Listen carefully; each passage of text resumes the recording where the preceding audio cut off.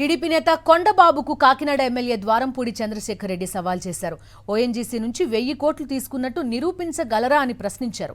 తనపై ఆరోపణలను నిరూపిస్తే రాజకీయాలు వదిలేస్తా, లేదంటే కొండబాబు వచ్చే ఎన్నికల నుంచి తప్పుకుంటాడా అని సవాల్ చేశారు ఎమ్మెల్యే ద్వారంపూడి. నేను 1000 కోట్ల రూపాయలు నా అకౌంట్లోకి వచ్చింది అని చెప్పేసి ఓఎన్జీసీ వాళ్ళు ఇచ్చారని చెప్పేసి అని అతను నన్ను అనటం జరిగింది. ఒకటే సమాధానం చెప్తున్నాను కొండబాబుకి సందర్భంగా. మాట్లాడే ముందు ఆధారాలతో రా. ఓఎన్జీసీ అనేది అది కేంద్ర ప్రభుత్వ సంస్థ. చేతిచ్చేయడానికి 1 కోటి 2 కోట్లు కాదు 1000 కోట్లు అంటున్నావు. నువ్వు సరైన ఆధారాలు నువ్వు 2-3 రోజులు నీకు సమయం ఇస్తాను. నీకు 2-3 రోజుల్లో నువ్వు సరైన ఆధారాలతో నువ్వు రాకపోతే, నువ్వు నిరూపించకపోతే నువ్వు పోటీ చేయమని.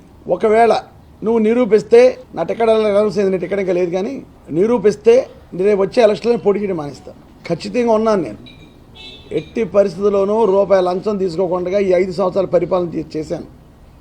నువ్వు లేనిపోయిన ఆరోపణలు 1000 కోట్ల రూపాయలు నా మీద నువ్వు అవినీతి ఆరోపణలు చేయడం కరెక్ట్ కాదు. తప్పకుండా దీని మీద చర్యలు తీసుకుంటాను.